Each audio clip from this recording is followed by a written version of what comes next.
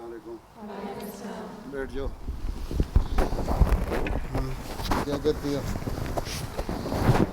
وعلیکم السلام. آج ہمارے یہاں 97 اسٹوڈنٹس موجود ہیں 97 اسٹوڈنٹ نے 100 نے آنا تھا تو 3 کہاں گئی؟ جس میں سے 50 اسٹوڈنٹس ہیمبرگ والی بس میں سے ہیں اور 47 جو فرینکفرٹ میں سے شامل ہوئی ہیں. چلو بڑی اچھی بات ہوئی. صدر کون ہے ہمسا کی؟ بولنے تو اس کو باقی بولتی رہیں گی. السلام علیکم حضور. ہاں جی ہم نے پہلے تو شکریہ کہ آپ ہمیں یہ موقع دے رہے ہیں ٹائم دینے کا. جزاک تو اللہ. ہم نے شکریہ کا. اور آگے جی ہم نے یہ سوچا کہ اب سوال و جواب اگر تم نے اسٹوڈنٹ سوچا ہے پوچھیں. ابھی؟ نہیں سوچ کے آئے سوچا ہیں. ہے یا سوچ کے آئے ہو؟ سوچ کے آئے ہیں. اچھا یہ بتاؤ کہ اس میں کون کون سی کلاسوں کی ہیں؟ یونیورسٹی کی ہیں یا یونیورسٹی سب یونیورسٹی اسٹوڈنٹس اچھا ہیں جو پڑھائی شروع کر چکی ہیں. ماسٹرز کر رہی ہیں، پی ایچ ڈی کر رہی ہیں، بیچلرز کر رہی پی ہیں؟ ایچ ڈی کی بھی ہے، ماسٹرس پی اور ایچ ڈی بیچلر کی کون بھی کون ہے. ہے؟ ایک ہی ہے پی ایچ ڈی بیچاری. اور ماسٹرز کتنی ہیں؟ اچھا. اور بیچلرز کتنی کر رہی ہیں؟ اس میں سے آدھی آرکیٹیکچر کر رہی ہوں گی ہے نا؟ کیوں کیا کر رہی ہو؟ ہیں بایولوجی پڑھ رہی ہو. میڈیسن کوئی نہیں کر رہا؟ وہ ایک ہے بیچاری کئی سالوں سے کر رہی ہے. ختم نہیں ہونا تم نے؟ ختم نہیں کرنا اب؟ ہیں اور کون ہے میڈیسن کرنے والی؟ اور ڈاکٹر چاہیے زیادہ. ڈاکٹر تم لوگوں کو پتہ نہیں. آرکیٹیکچر ایک لڑکی کو دیکھا کرتے ہوئے اس کے پاس جو اس مسجدیں تو بنی جائیں گی انشاءاللہ. ہیں تو ڈیزائن کرنے والا کوئی نہ کوئی تو مل ہی جاتا ہے. ڈاکٹر کم ملتے ہیں. اس لیے ایمسا کو انکریج کرو. جو کاؤنسلنگ ہوتی ہے نا جب ابھی ٹور کرنے سے پہلے ہیں جب سبجیکٹ سلیکٹ کرتی ہیں اسکول میں ان کو انکریج کیا کرو کہ وہ میڈیسن کی طرف بھی زیادہ جائیں. ہیں تو اتنا زور دے رہا ہوں ٹیچنگ میڈیسن دوستوں کم ہے. 111 ہماری پوری جرنی میں جو ٹیچنگ کر رہی ہیں. ہاں تو ابھی 222 ہونی چاہیے پھر میڈیسن میں. اچھا ٹھیک ہے انشاءاللہ. اچھا اور کیا کہتے ہو؟ کس نے سوال کرنا ہے؟ چلو تم ڈاکٹر نہیں. مائکروفون دے دو. ادھر کھڑی ہو جاؤ. ہاں بھائی کھڑی رہو. ہاں السلام علیکم. وعلیکم السلام.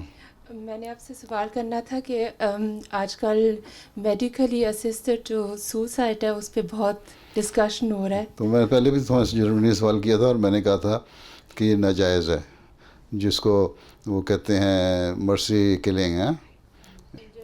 آسٹریا میں ہوتا ہے شاید. جی نیدرلینڈس جو ہے وہ یورپین یونین کی پہلی کنٹری تھی. ہالینڈ میں ہوتا ہے. یو کے میں بھی نہیں ہوتا. تو اسلام تو کہتا ہے کہ جب تک اللہ تعالیٰ نے جان رکھی ہوئی ہے نا کسی میں ہے مقدر ہے سانس لے رہا ہے رہنے دو. لیکن زندگی پرولونگ کرنے کے لیے اسسٹڈ ایڈ بھی نہیں ہونی چاہیے کہ اس کو تم اس کے وینٹیلیٹر پہ رکھ دو یا اس کے اوپر رکھتے رہیں اور لمبا عرصہ چلتے رہیں. اگر 24 گھنٹے 48 گھنٹے زیادہ سے زیادہ 2 دن دیکھو. اگر برین ڈیڈ ہو گیا انسان خود اپنا سانس نہیں لے رہا تو پھر مشینیں اتار دینی چاہیے. وہ بھی غلط ہے. وہ لمبی پرولونگ بھی نہیں کرنی چاہیے. زندگی تکلیف دینے والی بات ہے مریض کو. اور اگر اپنا سانس لے رہا ہے تو اس کو یا ایسی میزریبل زندگی ہے کہ مریض کہتا ہے کہ میں زندہ رہنا ہی نہیں چاہتا مجھے مار دو تو اس کو مرسی کلنگ بھی نہیں ہونی چاہیے. تو اس مطابق میرا یہ بھی سوال تھا کہ ویسٹرن کنٹریز میں یہ اپرچونٹی ہے کہ آپ ایک لیونگ ول ایک پیشنٹ لکھ سکتا ہے جب وہ صحت مند ہو. تو اس کے مطابق کیا ہے کہ وہ پھر اس صحت مند ہو جب وہ لکھ سکتا ہے وہ تو ٹھیک ہے. لیکن اسلام یہ کہتا ہے کہ تمہاری جو ویل جو ہے مثلا اگر تمہاری پراپرٹی وغیرہ ہے یا انہیریٹنس کا سے تعلق رکھنے والی ویل ہے اس میں تو اللہ تعالیٰ نے برکت اسی میں ڈالی اور اسی میں ثواب ہے کہ جو اللہ تعالیٰ کہتا ہے شرعی حصے ہر ایک کے تمہارے وارثوں کے وہ دیے جائیں. ٹھیک. اگر اس کے خلاف کوئی کر کے دیتا ہے تو گو مثلا بچوں میں سے کسی بچے کو زیادہ دے دیا کسی کو کم دے دیا کسی کو نہ دیا ویل میں لکھ دیا. اسلام اس کو پسند نہیں کرتا. ٹھیک. لیکن ساتھ یہ بھی کہا ہے کہ کہ بچوں کا کوئی حق نہیں کہ ان کی زندگی میں جو ہوش و حواس میں انہوں نے لکھی ہوتی ہے تو وہ مقدمہ کریں اپنے ماں باپ پہ. ٹھیک، اس سے بھی منع کرتا ہے. اور اللہ میاں اگر اس نے غلط کیا ہے تو اس کا گناہ اس کے ساتھ وہ اللہ تعالیٰ اس کو آپ ہی مرنے کے بعد سنبھال لے گا. باقی اس طرح میں جھگڑے بھی پیدا ہوتے ہیں، اور آن سلم نے بھی ایک بڑے واضح حدیث ہے سنا پسند کی ہے. ہاں جو وصیت ہے، ایک انسان وصیت بھی تو کرتا ہے نا، وہ بھی اس میں لکھا ہوش و حواس میں کر رہا ہوں. اور اگر وصیت کر کے جاتا ہے کوئی تو 1/3 حصے تک کی آن حضرت وسلم نے اجازت دی ہے، اس سے زیادہ نہیں کر سکتے، 1/3 کر سکتے ہو. ٹھیک، اور وہ بھی جو تمہارے ڈائریکٹ ہیئرز ہیں، وارث ہیں، ان کو نہیں کر سکتے. ٹھیک، غیر دوسروں کو کر سکتے. اس لیے جماعت میں وصیت کا نظام ہے وہ صرف 1/3 تک کی اجازت دیتا ہے، اس سے زیادہ نہیں، تاکہ بیوی بچوں کے لیے بھی کچھ چھوڑ کے جائے انسان. ٹھیک. میڈیسن کے حوالے سے سوال تھا کہ وہ جب وہ صحت کی حالت، میڈیسن کے حوالے سے یہ سوال تھا، اگر صحت کی حالت میں ایک ول کر دیتا ہے اور اس کے بعد وہ دماغی حالت ایسی ہو جاتی ہے اور لمبی زندگی ہے تو اس کی وہ جو ول ہے وہ آنر ہوگی جو اس نے صحت و سلامتی کی حالت میں کی تھی، دماغی صحت کی حالت میں کی تھی. اگر دماغی حالت خراب ہوگی اور اس میں کوئی اس کو فورس کر کے اس پہ کوئی دستخط کروا لیتا ہے اس حالت میں، اور میڈیکلی پرووڈ ہو جاتا ہے کہ اس وقت یہ دماغی حالت اس کی صحیح اتنی نہیں تھی کہ ہوش و حواس میں ہوتا، اور کسی نے ان کے بچوں میں سے یا کسی نے فورس کر کے یا کسی کی طرح فورجری کر کے یا کر کے اس کو کروا لیے دستخط اس سے، تو وہ انویلڈ ہو جائے گی. وہ پہلی ول جو ہے جو صحیح حالت میں کی ہے وہی رہے گی قائم. یہی سوال ہے نا؟ جی یہ سوال ہے. تو جزاک اللہ.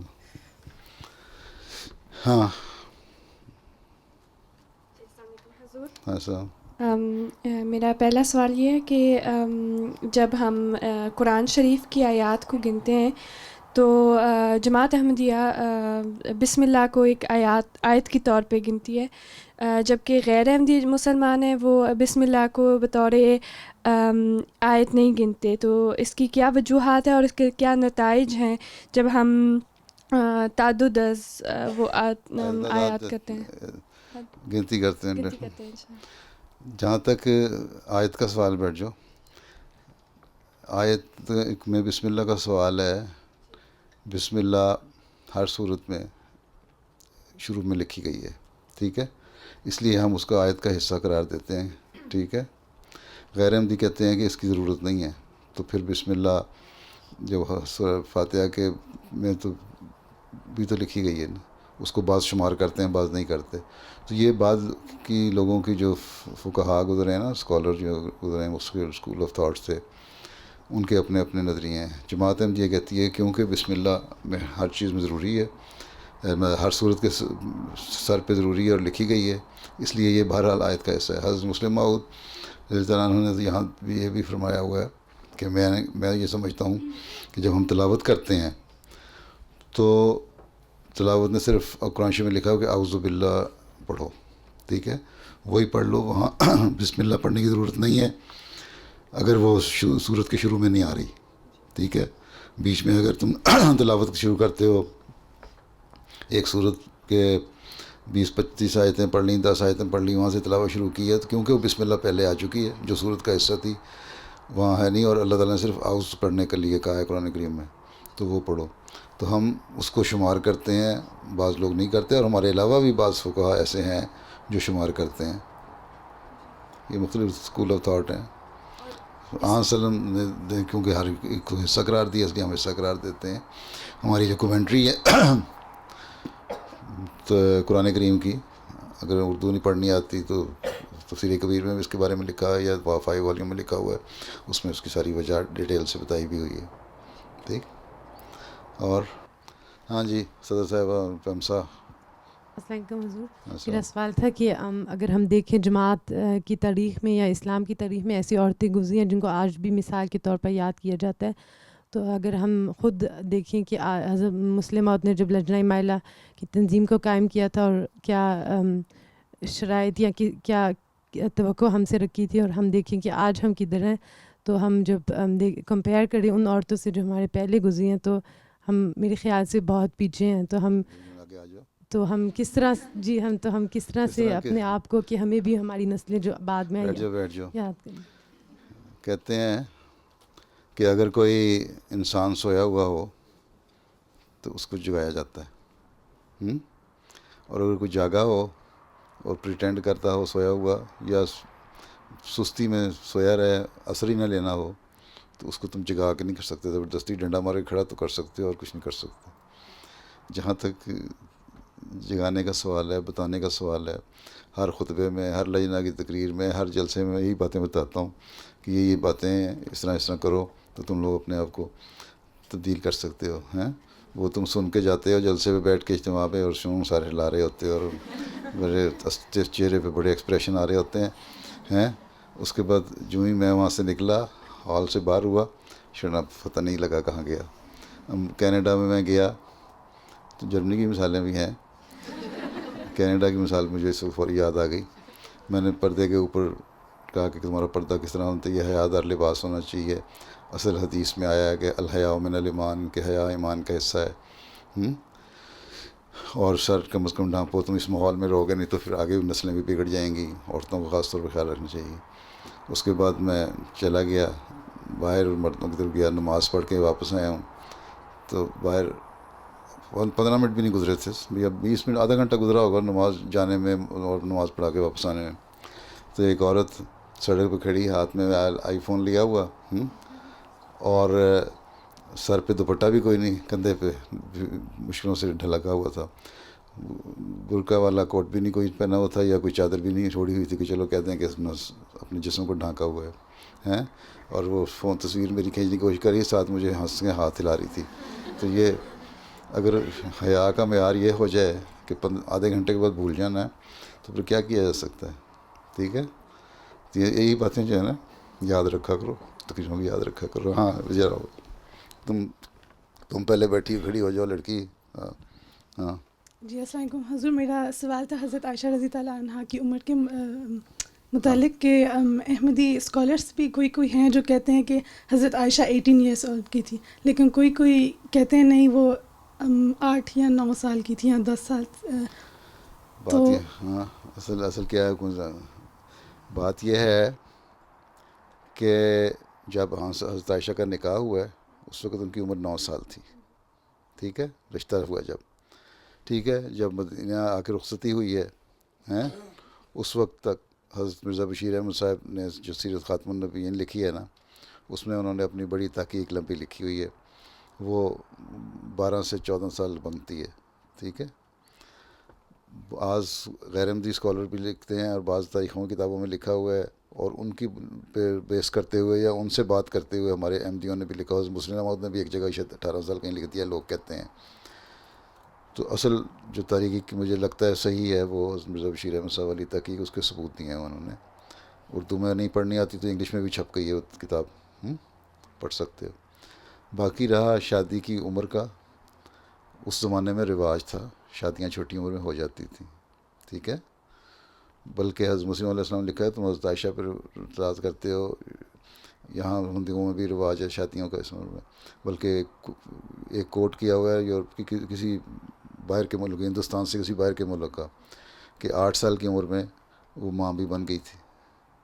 ٹھیک ہے، تو ہر ملک کے حالات کی وجہ سے وہ ہوتا تھا. تو وہاں یہی تھا جو میچورٹی ایج ہوتی ہے جو فطرت کی رکھی ہوئی ہے اس میں، اس کے بعد وہ شادیاں عموماً کر دیا کرتے تھے لوگ. باقی رہ گیا فرق کہ ایج ڈفرینس. اس زمانے میں ایج ڈفرینس کا رواج نہیں تھا.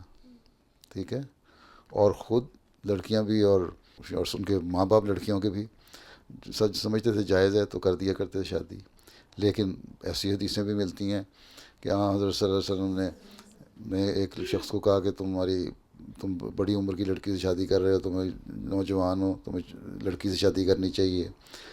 لڑکیوں کو کہا تم بڑی عمر کے مردوں سے اگر تم نہیں کرنا چاہتی، اس نے کہا کہ نہیں کرنا چاہتی تو چھوٹی عمر سے کروا دی. ایک لڑکی آئی، اس نے بڑی عمر کے مرد سے شادی کرنا چاہتی تھی، جبکہ باپ اس کا چھوٹی عمر کے لڑکے سے شادی کروایا تھا. وسلم نے اس کی کہا کہ اگر تمہاری خواہش ہے اس بڑی عمر کے مرد سے کروانے کی تو کر لو. تو ہر صورت حال مختلف ہوتی ہے، جبر کوئی نہیں اس معاملے میں. لڑکی کو اپنے اختیار بھی دیا گیا ہے، لیکن ایک رواج کی بات اب کیونکہ قانون کہتا ہے جی 18 سال کی عمر سے پہلے تم شادی نہیں کر سکتے. قانون تمہیں تحفظ دیتا ہے. اس کے بعد 100 باتیں اس سے پہلے یہاں یورپ میں بھی ہوتی تھیں اسی طرح. تو اگر کب قانون بدل گیا ہے تو ان کے ملکی قانون ہیں, ٹھیک ہے بدل لیں.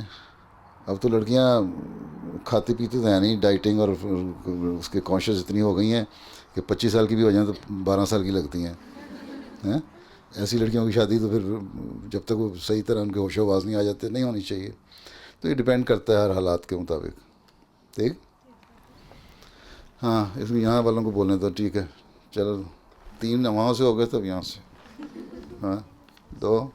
السلام علیکم. میں سوال کرنا چاہتی کہ حضرت مرزا بشیر احمد نے اپنی کتاب خاتم النبیین میں لکھا ہے کہ اگر کسی کے یہاں نرینہ اولاد نہ ہو تو اسے مرد کو دوسری شادی کرنے کی اجازت ہے. تو اس کے بارے میں آپ بیٹھ جاؤ. بات یہ ہے کہ مرد کو قرآن کریم نے 4 شادیاں کرنے کی اجازت دی ہے نا.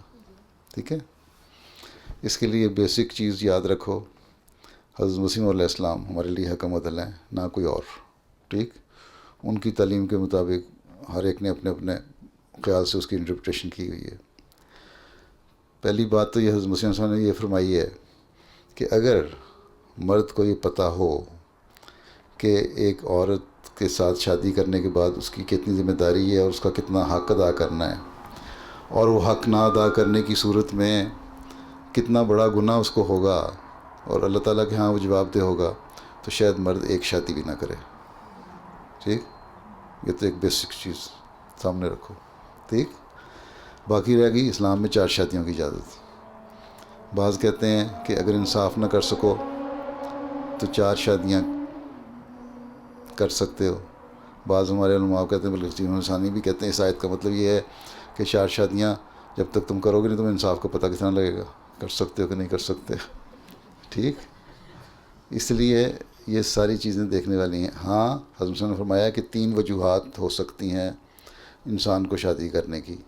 ٹھیک, پہلی یہ ہے کہ اولاد ہو. ٹھیک, دوسری بیوی بیمار ہو اور حق نہ ادا نہ کر سکتی ہو. تیسری بات یہ ہے کہ دینی ضرورت ہو. ٹھیک ہے, اب یہ 3 وجوہات ہیں. اگر ان کے لیے تم شادیاں کرنے کی اجازت ہے, بعض لوگ دینی ذمہ داریاں ہوتی ہیں ان کو تربیت کرنے کے لیے عورتوں کی چاہیے, جہاں حضرت صلی اللہ علیہ وسلم نے کی شادیاں. ٹھیک ہے, تو ان ضروریات کو پورا کرنے کے لیے کیا تھا. اس کے علاوہ آج ہمیں کیا پتہ کہ جو اگلی بیوی سے جسے شادی کی ہے اس سے ضرور نرینہ اولاد پیدا ہو جائے گی. ٹھیک ہے, یہ ایک خواہش تو ہو سکتی ہے لیکن اس زمانے میں تو ثابت ہو جاتا ہے. ٹھیک ہے, اور بعض یہ بھی نہیں پتہ, کیونکہ اگر اول تو پہلے ہی پتہ لگ جاتا ہے مرد کے ٹیسٹ ہو جاتے ہیں, عورتوں کے ٹیسٹ ہو جاتے ہیں, کس میں کمزوری ہے کس میں کمی ہے, کہ اولاد مرد کی کمزوری کی وجہ سے ہو رہی ہے یا عورت کی وجہ سے ہو رہی ہے. اکثر کیس میرے پاس آتے ہیں, جرمنی کے بے شمار کیس ہیں جہاں میں نے کہتے ہیں کہ اولاد نہیں ہو رہی اور صرف خیال یہی ہوتا ہے کہ لڑکی کا قصور ہے. جب میں کہتا ہوں دونوں چیک اپ کرا کے مجھے رپورٹ دو تو پتہ لگتا ہے کہ مرد کا بھی قصور ہے یا صرف مرد کا ہی ہے. پھر دوائیاں ہومیوپیتھی میں دے دیتا ہوں ان کو. تو یہ 3 وجوہات ہیں. اس کے علاوہ انہوں نے فرمایا ہے کہ اگر کوئی شادی شدہ ہے مرد اور یا نہیں بھی ہے, اگر وہ دوستیاں لگا کے اپنی بیوی کو بھول کے دوسروں غیروں کے پاس جا کے کرتا ہے تو وہ اس طرح کی شادی کی اجازت ہی نہیں اسلام میں, بلکہ وہ گناہ ہے. ٹھیک ہے, ہاں ان وجوہات کی وجہ سے اگر شادی کرنا چاہتے ہیں تو پھر جو اسلام کا طریقہ ہے حیا کے اندر رہتے ہوئے پوری اس کی ریکوائرمنٹ پوری کرتے ہوئے وہ کرو. ہیں, ٹھیک ہے, اس حد تک جائز ہے. ایک اور سوال کرنے کی اجازت ہے؟ ہاں, جزاک اللہ. میں پوچھنا چاہتی کہ قرآن مجید میں اللہ تعالیٰ نے فرمایا کہ مرد کو عورت کی آواز سننی نہیں چاہیے, تو پھر اگر جیسے وغیرہ میں نظم عورت پڑھتی ہے تو کہاں کا ہے؟ جی کہاں لکھا ہے؟ مجھے ذرا کوٹ کر کے حدیث قرآن کہاں ہے؟ ابھی مجھے آیت نہیں پتہ حضور, لیکن یہ ضرور ہے کہ مومن جو آتے ہیں تو اپنی زبان میں آواز میں ذرا سختی پیدا کرو تاکہ وہ تمہاری نرم آواز سن کے کہ ان کے غلط قسم کے خیالات پیدا نہ ہوں. ٹھیک, مومنوں کی آنسلنگ بیویوں کو یہ کہا گیا ہے. ٹھیک, اصولی حکم مومنوں کے لیے بھی ہے, حدیث میں آیا ہے. ٹھیک ہے, اگر قرآن کریم کا حوالہ دے رہی ہے تو پھر مجھے آیت دو. ابھی نہیں بات آپ کو لکھ کے بتاؤں گی پھر جب لکھ کے بھیجو گی پھر سوال پہ جواب پہ بھیجنا. جزاک اللہ. ہاں, لڑکی کھڑی ہو جاؤ. حضور میرا سوال ہے کہ اسلامی اصول کی فلاسفی میں لکھا ہوا ہے کہ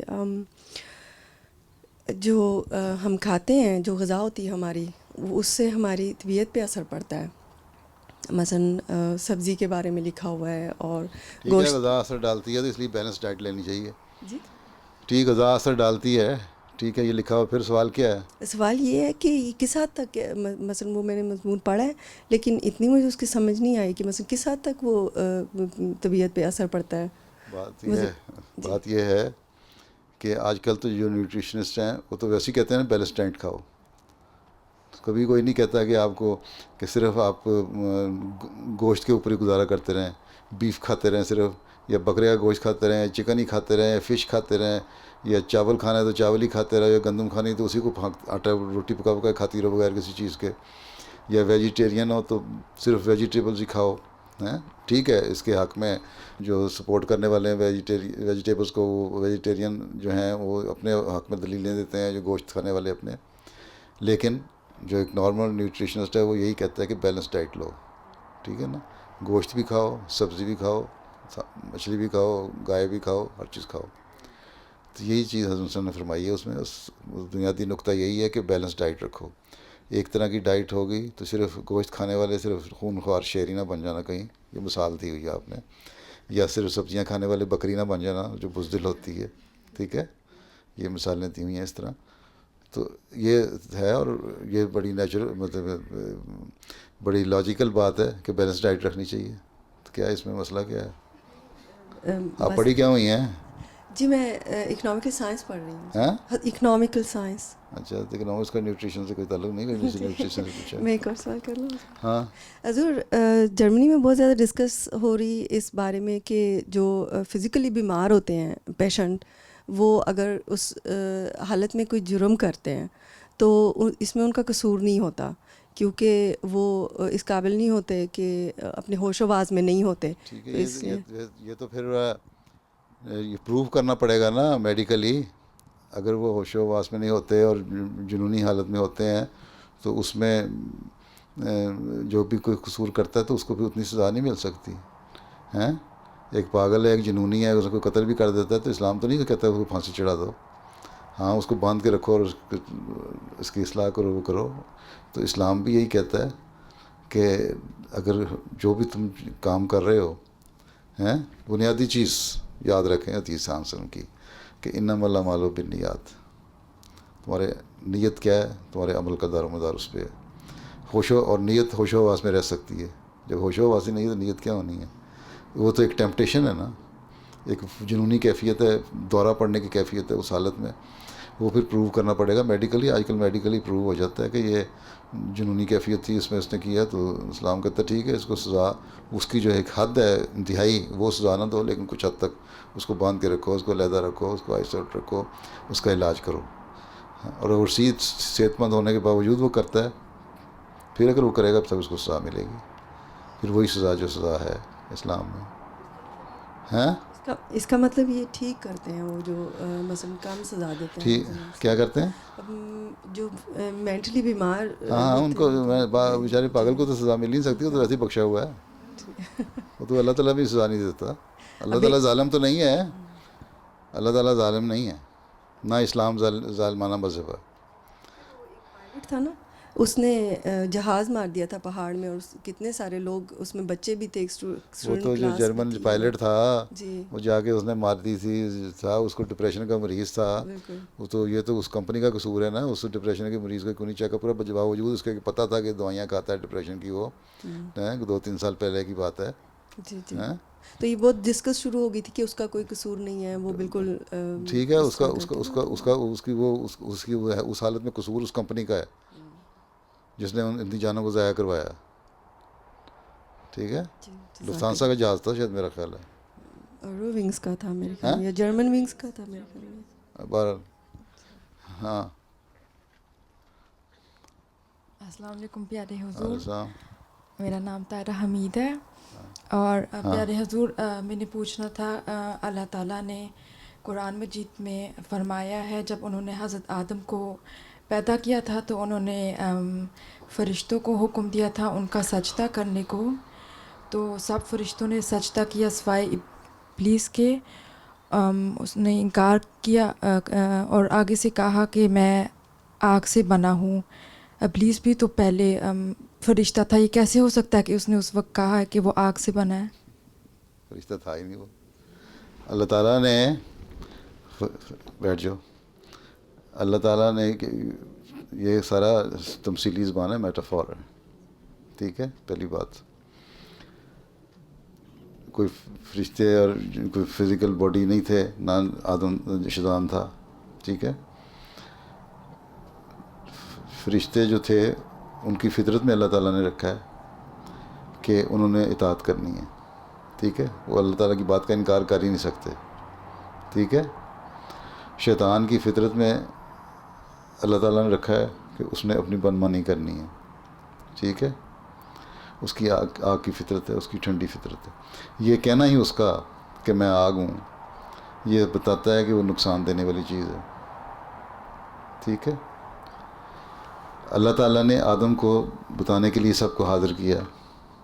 ٹھیک ہے, ایک تمثیلی اس میں فرشتے بھی حاضر ہوئے, شیطان بھی حاضر ہوا. اللہ تعالیٰ نے کہا سجدہ کرو سارے. آدم کو نہیں پتہ تھا کون شیطان ہے کون فرشتے ہیں. ٹھیک ہے, نہیں نا پتہ. جو فرشتے تھے انہوں نے سجدہ کر دیا, انہوں نے اللہ تعالیٰ کی بات مانی اور آدم کے لیے جو اچھے کام تھے ان کے لیے ایک ماحول پیدا کر دیا. شیطان کھڑا رہا, آدم حیران تھے کیوں کھڑا رہا.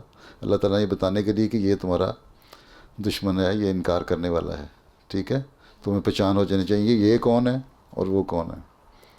ٹھیک, اس لیے جان لو کہ یہ. پھر مزید وضاحت کروانے کے لیے اللہ تعالیٰ ہمیں بھی سبق دینا چاہتا تھا, آئندہ آنے والے نبیوں کے ذریعے سے جو دین آنے تھے ان کی قوموں کو بھی سبق دینا چاہتا تھا. اور یہ صحیح رہتی دنیا تک یہ سبق تھا کہ شیطان ہمیشہ انکار کرنے والا ہوگا, اس کو پہچاننا. اور یہ پہچان ہے اس کی کہ تم جب اچھے کاموں کے لیے تمہیں کہا جائے گا خدا تعالیٰ کی طرف سے تو فرشتے تو تمہاری تائید کریں گے, شیطان تائید نہیں کرے گا. پھر اللہ تعالیٰ نے آدم پہ واضح کر دیا کہ دیکھ لو اور پہچان لو کہ یہ شیطان ہے, اس کے پیچھے کبھی نہ چلنا. لیکن آدم نے پھر بھول کر دی. کیا ہوا, شیطان آیا اور وہاں تو انکار کر کے آیا تھا نا, لیکن اللہ تعالیٰ نے کہا تھا یہ شیطان بڑے چھپ کے حملہ کرنے والی چیز ہے, اس سے بچ کے رہنا نا, اس کے ظاہر کے حملے کو سے بھی بچنا, اس کے چھپے ہوئے حملے سے بچنا. آیا اور اس نے کہا, اللہ تعالیٰ نے کہا تھا یہ برائیاں ہیں, یہ برائیوں کا درخت ہے, اس کے پاس نہیں جانا. یہ گندم کا پودا یا کوئی آم کا درخت نہیں تھا جہاں اللہ تعالیٰ نے منع کیا تھا کہ نہ جانا, یا مقتضی یہ تھا کہ یہ برائیاں ہیں, ان کے پاس نہیں جانا. لیکن وسوسہ ڈال دیا شیطان نے آ کے کہ نہیں, اللہ تعالیٰ نے تمہیں اس لیے رہ دیا کہ ساری عمر تمہاری جنت میں نہ رہنے والے بن جاؤ. ہیں, اس لیے اس نے تفریق کر دی. ٹھیک ہے, اور شیطان کے بھرے میں دھوکے میں آ گئے آدم, اور وہ غلطی کر لی. اللہ تعالیٰ نے ناراض ہو گیا. اللہ تعالیٰ تو ہر چیز کو دیکھتا ہے, یہ بھی ایمان ہے نا ہمارا.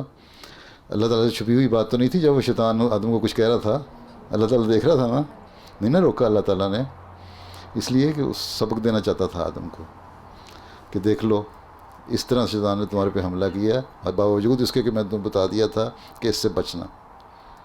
ٹھیک, اور تم دھوکے میں آ گئے. اب جاؤ تم سب لوگ زمین میں رہو, تمہارے لیے ایک گناہ بھی ہیں اور نیکیاں بھی ہیں.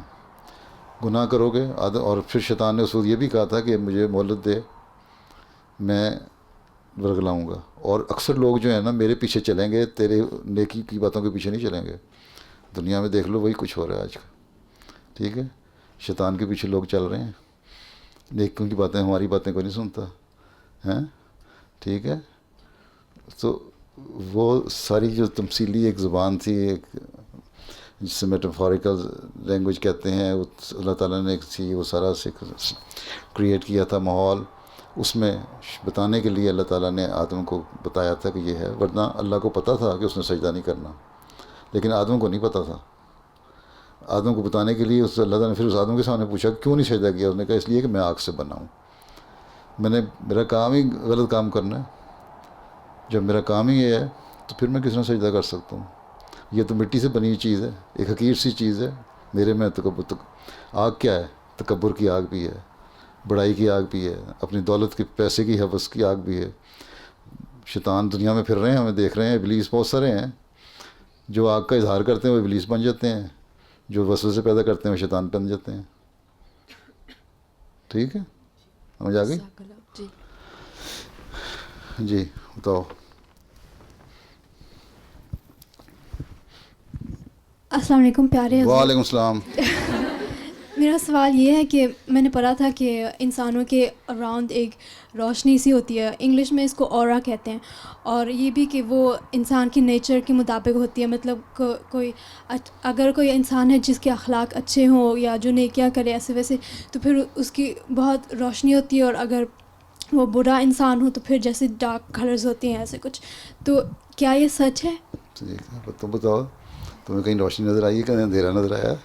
ہاں, اور یہ بھی میں 97 لڑکیاں تمہارے ساتھ آئی ہیں. ایک تمہاری سیکٹری کون سی آئی ہے ساتھ؟ ایک معاون صدر ہے, ایک سیکٹری بھی تو ہے کوئی. دونوں معاون صدر ہیں؟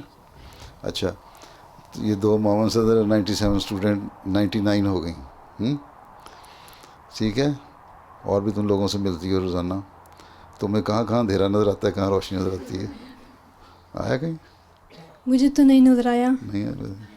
بس پھر اصل چیز یہ ہے کہ ایک سوچ ہے. نیکیاں جو ہیں اپنا ایک ماحول اس کا اثر ڈالتی ہیں, برائیاں اپنا ایک اثر ڈال رہی ہوتی ہیں. برائی اگر انسان سوچے تو برائی کو پتہ لگ جاتا ہے. ٹھیک ہے, اس لیے اللہ تعالیٰ نے ہمیں دعا بھی سکھا دی ہے خود سورہ ناس میں کہ ہم دعا کرتے رہیں کہ ہمیں جو شیطانی وسوسے ہیں ان سے بچا کے رکھے, اور نیکیاں جو ہیں ان میں جاری رکھے ہیں, اور اندھیروں سے بچا کے رکھے فلک میں, سورہ فلک میں ہیں, اور حاسدوں کے حسد سے بچا کے رکھے جو ان کے اندھیرے ہیں, اور ہر قسم کے اندھیروں سے بچائے. اور روشنیاں جو ہیں وہ ہمیں نظر آتی ہیں, نیکی کی روشنیاں. ٹھیک ہے, نیک آدمی ہوگا تو اس کا نیک اثر پڑے گا. ٹھیک ہے, بد آدمی ہوگا اس کو بد اثر پڑے گا. ٹھیک ہے, باقی بعض لوگ تمہارے جرمنی ہیں, بعض لوگ کہتے ہیں میرے سے ملاقات کرنے کے بعد کہ ہمیں اچھا نیک اثر پڑا تمہارے سے ملنے کا, ہمیں رہا اثر. اس دوسرے کے پاس گئے تو ہمیں لگا کہ وہ شیطانی صفت ہے. تو یہ تو ماحول کا اثر پڑ جاتا ہے. بعض اور بلکہ بتایا کہ ہم احمدیوں کے پاس جاتی ہیں, غیر عیسائی بھی اور دوسرے بھی, تو ہمیں ایک نیکی نظر آ رہی ہوتی ہے, وہ ایک روشنی کا ماحول نظر آ رہا ہوتا ہے. دوسروں کے پاس جاؤ تو ایک اندھیرا نظر آ رہا ہوتا ہے, ایک ارد گرد کا اس کا ماحول ہی ڈارکنیس ہے. تو یہ اس ماحول کا ایک احساس ہے جو ہر انسان کی سوچ کے مطابق اس کو سمجھ آ جاتا ہے. ٹھیک ہے, باقی تم کہو کہ یہاں کہیں بلیک آؤٹ ہو جائے گا اور کہیں ٹیوبیں جل جائیں گی, وہاں نہیں ہوگا, اس طرح نہیں ہوتا. اچھا, جزاک اللہ. ایک اور سوال کر سکتی ہوں؟ ہاں, 2 سوال کرنے ہیں. میں نے پوچھنا تھا حضور, آپ خلیفہ وقت بننے سے پہلے آپ کیا کرتے تھے؟ مطلب کہاں رہتے تھے, کیا کرتے تھے؟ میں گھانا میں بھی رہا ہوں 8 سال سے زیادہ عرصہ. ٹھیک ہے, جنگلوں میں بھی رہا ہوں. ٹھیک ہے, اور سختیاں بھی جھیلی ہیں. اور پھر میں رہا بھی رہا ہوں مختلف دفتروں میں مختلف حیثیتوں سے کام کرتا ہوا. پھر جب میں آخری 3 4 5 سال خلافت سے پہلے, اس کے بعد مجھے رابطے نے مجھے ناظر اعلیٰ پاکستان کا انجمن کا بنا دیا تھا. ناظر اعلیٰ تھا جو ساری پاکستان کی جماعتوں کو کنٹرول کرتا ہے. ٹھیک ہے, اور لیکن میں یہی کچھ تھا, میرا روٹین یہ بہرحال نہیں تھی. آرام سے میں جاتا تھا, پھرتا تھا, سیر کرتا تھا. فطرتاً میں مطلب ویسے ہی پسند کرنے والا ہوں ذمہ داری کو. کام کرتا تھا ہاتھ سے, اپنی فصلیں بھی دیکھتا تھا, لگاتا تھا, ٹریکٹر بھی چلا لیتا تھا, سب کچھ کرتا تھا. ٹھیک. ہاں السلام علیکم پیارے حضور. ہاں ٹھیک ہے، آ رہی ہے آواز. میرا سوال یہ تھا کہ میں نے ایک پروگرام MTM میں فقہ مسائل میں سنا تھا، ایک سوال کیا گیا تھا کہ حضرت صلی اللہ علیہ وسلم کے زمانے میں جب جنگیں ہوئی تھیں تو ان کے دوران جو عورتیں اور مرد دشمن کافر جو تھے قید میں ڈالے گئے تھے، تو عورتوں کے ساتھ لونڈیاں بھی تھیں اور بھی عورتیں تھیں، ان کے ساتھ یہ بھی سلوک کیا جا سکتا تھا کہ مسلمان مرد یا مرد ان کو اپنے گھروں میں رکھ سکتے تھے. تو آگے یہ بھی بتایا گیا تھا کہ اگر وہ حاملہ ہو جائیں تو ان سے پھر ان کو شادی کرنی کی ضرورت تھی. تو اس بات کا یہ کہاں تک یہ کیا درست بات کہاں تک ہے، اور کیا آگے بھی اگر کوئی جنگ ہوئی؟ پرانے زمانے میں بیٹھ جاؤ، پرانے زمانے میں جو جنگوں کا طریقہ کار تھا نا، وہ اس طرح کوئی باقاعدہ ملکوں کی فوج نہیں ہوتی تھی، ٹھیک ہے، جس طرح آج کل ہے. قبیلے ہوتے تھے، ان کے قبیلوں کے دوست اور ہمدرد ہوتے تھے، ساتھی قبیلے جن کے آپس میں معاہدے ہوتے تھے کہ اگر تمہارے پہ کوئی حملہ کرے گا تو ہم بھی تمہارے پروٹیکٹ کرنے میں تمہاری مدد کریں گے. اس طرح وہ جوائنٹ ایک فوج بن جایا کرتی تھی مختلف قبیلوں کی. اور وہ بھی جو بھی لڑنے کے لیے جاتا تھا اس کو یہ کہا جاتا تھا تم اپنا اپنا خرچ خود برداشت کرو گے، ٹھیک ہے، اور تمہارے اندر ایک دشمنی کے ایک وہ ہونا چاہیے، ایک انتہا بغض اور کینے کی، تاکہ تبھی تم لڑ سکتے ہو نا. اگر تمہارے دل میں کسی کے خلاف دشمنی نہیں تو ذاتی طور پہ لڑ نہیں سکتے. پیسے تمہیں مل نہیں رہے، تنخواہ تو نہیں مل رہی فوجی کی طرح، اور جو بلکہ خرچہ خود اپنے ہاتھ سے اپنے گھر سے کر رہے ہو. تو ایسی صورت میں پھر عورتیں جو تھیں وہ بھی جایا کرتی تھیں گانے کے لیے اور لوگوں کو انسائٹ کرنے کے لیے مختلف طریقوں سے، تاکہ وہ جنگوں میں زیادہ سے زیادہ حصہ لیں مرد ان کے. اس لیے وہ بھی جنگی مجرم ہوتی تھیں، ٹھیک ہے. اس وقت طریقہ یہ تھا، ان زمانے میں رواج تھا، یہودیوں میں بھی، عیسائیوں میں بھی، مسلمانوں میں بھی، ہر جگہ تھا، ٹھیک ہے، کہ اس طرح کی جب بن کے جاتے تھے تو پھر جو فوج شکست کھا جاتی تھی نا، اس کے قیدی بنا لیے جاتے تھے، ٹھیک ہے. اور قیدیوں میں عورتیں بھی ہو جاتی تھیں، ہر ایک ذمہ دار ہے. لیکن قرآن کریم کہتا ہے کہ تم جب قیدی بناؤ اگر عورتوں کو، تو ہر چاہے وہ مرد ہو یا عورت ہے، پہلی بات تو یہ ہے کہ ان سے کوئی اگر ان کو کوئی ان کا فدیہ دے کے، ان کا کوئی رقم دے کے، ان کے قبیلے والے، ان کے رشتہ دار کچھ چھڑانا چاہتے ہیں تو کچھ چھوڑ دو، قیدی نہ بناؤ. پہلی بات تو یہ ہے کہ جب تک پہلی بات یہ ہے کہ جنگ میں جب تک صحیح طرح جنگ نہ ہو جائے اور خون نہ بہہ جائے، قیدی بنانا، ٹھیک، قیدی بنا لو تو فدیہ دے کے چھوڑ دو، ٹھیک ہے. اور اعلان کرتے رہو، اور ان کو ہر ایک اپنے اپنے قیدی کو اپنے اپنے گھر لے جائے. آنسر نے فرمایا کہ جیسا خود پہنو اپنے قیدیوں کو ویسا ان کو پہناؤ، جیسا خود کھاؤ ویسا ان کو کھلاؤ. تو قیدی کیا ہوئے، موجیں تھیں اس وقت تو ہیں، آج کل کی طرح تو نا وہ جو بنائی ہوئی ہے گوئٹر ناموں پہ، کیا نام ہے اس کا، امریکہ میں ہیں، جہاں اتنا ٹارچر ہوتا ہے کہ ہر جیل میں ٹارچر ہوتا ہے. تو اس طرح کا نہیں تھا، ٹھیک ہے. بدر کی جنگ میں وسلم کے چچا کو کیا جو پلر سے باندھ دیا تھا پولوں سے، تو ہائے ہائے کرتے تھے. وسلم کو تکلیف ہوتی، جاگتے تھے. صحابہ نے محسوس کیا، ان کی رسیاں ڈھیلی کر دیں. وسلم نے فرمایا کہ کیا وجہ، اس کی آواز نہیں آ رہی ہائے ہائے کی، تو باز کی. انہوں نے کہا کہ ان کی رسیاں ڈھیلی کر دیں، یا تو ان کی بھی رسی سخت کرو یا باقیوں کی ڈھیلی کر دو. تو یہ انصاف تھا، ٹھیک ہے. پھر اللہ تعالیٰ یہ کہتا ہے کہ جب تم اعلان کرو، فدیہ لے کے بھی کوئی نہیں چھوڑتا، اس کے رشتہ دار بھی نہیں آتے. پھر یہ ہے کہ ان سے مکاتبت کر لو، کہ ان سے یہ مقرر کر لو، ٹھیک ہے ہم تمہیں ریلیز کر دیتے ہیں، تم جاؤ. اور یا لیکن اتنا یا تمہارے کوئی ذمہ داری لے کہ تمہارے پیسے دے گا، یا یہ ہمارے کام کر دو، ہیں اتنا عرصہ ہماری نوکری کر لو، تمہیں ریلیز کر دیں گے. 100 کھجور کے درخت لگا دو، یا ہمارے فارم پہ اتنے گھنٹے کام کر لو، ٹھیک ہے. ان ساری چیزوں کے باوجود اور پھر یہ بھی فرمایا کہ عورتوں سے تم نے غلط حرکتیں نہیں کرنی. اگر تمہیں پسند ہے تو پھر اس سے نکاح کرو. یہ قرآن شریف میں لکھا بڑا واضح. مجھے نہیں پتہ تم نے کس طرح سنا اور انہوں نے کس طرح واضح بیان کیا. لونڈیوں سے بھی نکاح کا حکم ہے، ٹھیک ہے. اس میں ٹھیک ہے، اس سے 4 سے 5 شادیاں تو ہو سکتی ہیں، لیکن نکاح کا حکم ہے. ٹھیک ہے, اگر جب تک نکاح نہیں ہے اس کے اور ان کے حق مہر مقرر کرو. ٹھیک ہے, اور ان سے پہلے تو ان کی شادیاں کرواؤ. پہلے تو ان کو چھوڑ دو, اپنے گھروں میں رشتہ داروں کے پاس چلی جائیں. ان کے گھر والے کوئی نہ ہو, ان کا رشتہ دار کوئی نہ ہو, کوئی اس کو لینے نہ آئے, تو پھر اپنے گھر میں رکھو. لیکن وہاں برائیاں پیدا ہو سکتی ہیں. ٹھیک ہے, اس لیے ان کی شادیاں کرواؤ. اگر اس کے رشتے کے لیے کوئی نہیں ملتا تو پھر تم خود شادی کر لو, نکاح کرو. ان کے بھی حق مہر مقرر کرو, یہ بھی ہے قرآن میں, ان کے حق مہر مقرر کرو.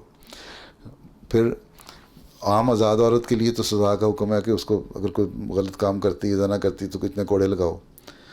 لونڈیوں کے لیے ہے کہ ان کیونکہ وہ مجبور ہوتی ہیں, ہو سکتا ہے کسی نے ان کو برگلا لیا ہو یا کچھ ایسی بات ہو گئی ہو, مجبوری سے کچھ کوئی ایسی غلط حرکت ہو گئی ہو, اس لیے ان کی سزا بھی آتی ہے.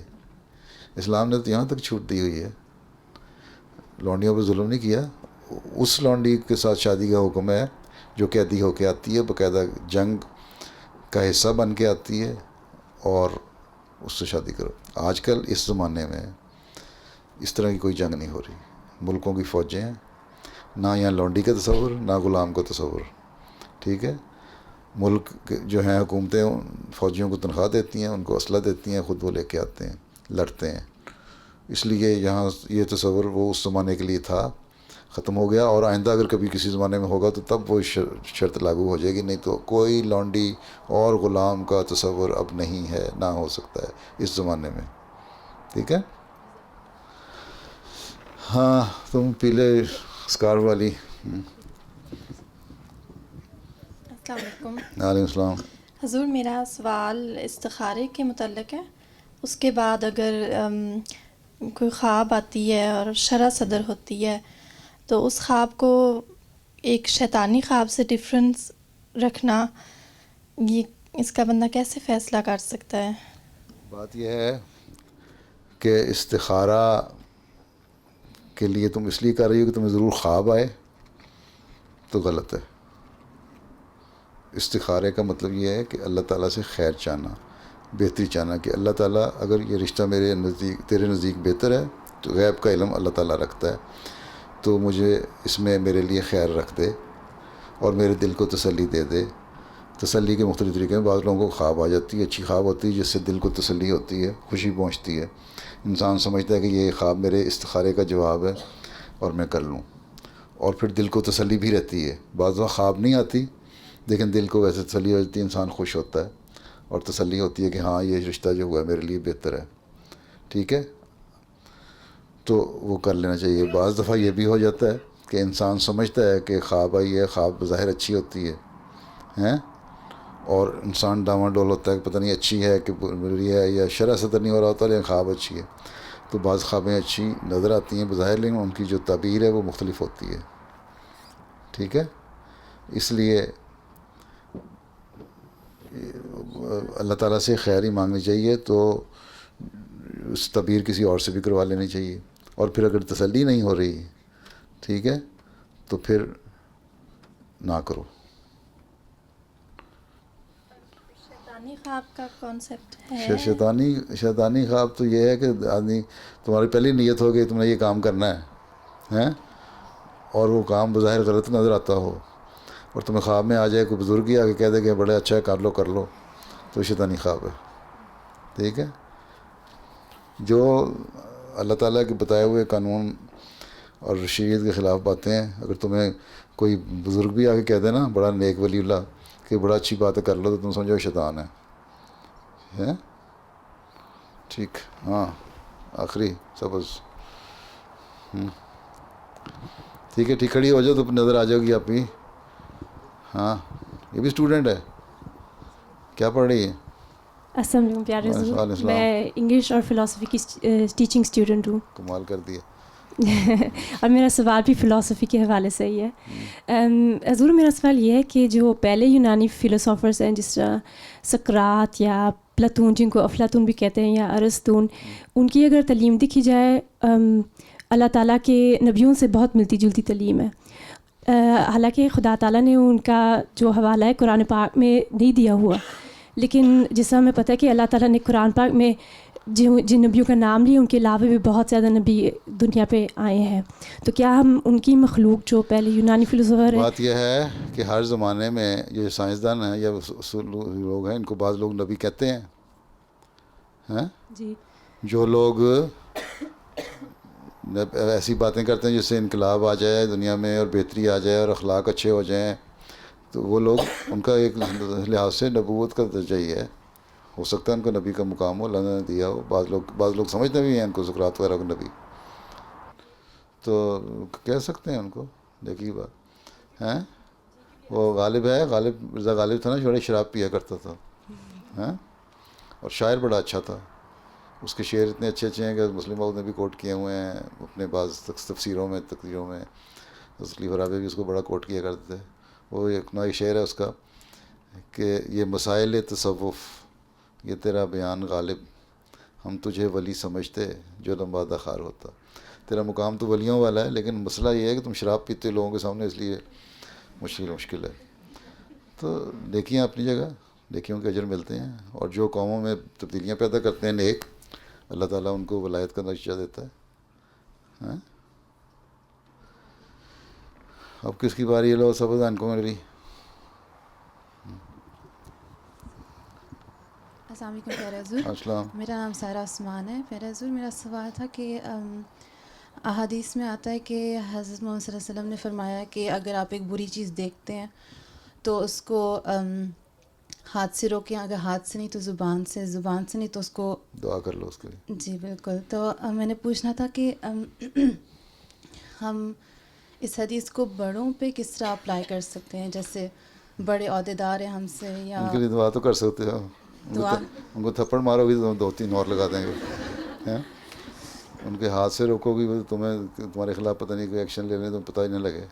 इतनी होशियार तुम हो नहीं हैं, या तो बड़ी प्लानिंग करके करो हैं? या मुझे लिख दो, फिर मैं तहकीक करूँगा, तो फिर वो उसमें फिर उनके दोस्त इन्वॉल्व हो जाएंगे। बाज़ दफ़ा हो सकता है वो गलत रिपोर्ट दे दें। इसलिए यहाँ रसूल सल्लल्लाहु अलैहि वसल्लम ने फरमाया है कि बाज़ लोग मेरे पास फ़ैसला कराने के लिए आते हैं, लेकिन वो बोलने में इतने अच्छे होते हैं, इतने तेज़ होते हैं कि वो अपने हक़ में मेरे से फ़ैसला करा लेते हैं, लेकिन वो होते झूठे और गलत हैं। लेकिन इसमें मेरा कसूर नहीं। आंसर ने फरमाया कि इसमें मेरा कसूर नहीं, उनका कसूर ये क्योंकि वो अपने पेट में आग भरते हैं और अगले मरने के बाद वो आग उनके पेट में जलेगी। ठीक, तो उनके लिए दुआ करो। हम बहुत सारे काम हैं, मुझे लोग कहते हैं जी तुम लोग बड़ी तकरीरें करते हो जी, हुकूमतें ये नहीं करती वो नहीं करती, इनको रोकते क्यों नहीं। हमने कहा हमारे पास हुकूमत तो है नहीं। अल्लाह ताला ने कहा अगर तुम्हारे पास ताकत है तो ताकत से रोको। जब हमारे पास हुकूमत नहीं तो हम इनके सीरिया की हुकूमत हो या इराक़ की हुकूमत हो या अमेरिका की हुकूमत हो, जो कोरिया की हुकूमत हो, जो भी जुल्म कर रहा है, हम उसके लिए दुआई कर सकते हैं कि अल्लाह ताला इनके जुल्मों को रोके। नेक नीयती से दुआ करनी चाहिए। और हो सकता है अभी तक जो दुनिया में फसाद रुका हुआ है, बाज़ अहमदियों की नेक नीयती की दुआओं की वजह से रुका हुआ है, नहीं तो पता नहीं क्या हालत होती दुनिया की। तो ओहदेदार जो हैं वो बात तुम्हारी ठीक है, ठीक है। दुआई किया करो कि और साथ लिख दिया करो अगर किसी के ख़िलाफ़ कोई बात है कि ये मैं लिख तो रही हूँ, और मैं लेकिन मुझसे ने एक असूल ये भी बताया है कि अगर तुमने किसी के ख़िलाफ़ शिकायत करनी है और उसका कसूर है तो पहले उसके लिए 40 दिन दुआ करो कि वो ठीक हो जाए, और ये भी दुआ करो साथ कि अगर नहीं ठीक होना तो फिर मैं शिकायत करने लगी हूँ खलीफा वक्त के पास। ठीक, फिर शिकायत करो, 40 दिन दुआ के बाद करो, तो इंशाअल्लाह ताला बेहतर नतीजे निकलेंगे। कई लोगों को इस तरह होते हैं, सज़ा मिल जाती है उनको। ठीक है, ये और बात है कि कोई गलत रिपोर्ट दे के कोई अच्छी बातें चिकनी चुपड़ी बातें करके हैं, मिर्च मसाले लगा के मेरे से फ़ैसला करवा ले, लेकिन अगर चाहे जितना मर्ज़ी बड़ा अहदेदार है, अगर उसको पता लग जाए गलत है तो उसको सज़ा ज़रूर मिलती है।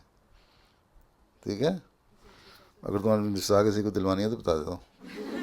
तो आगे हाँ।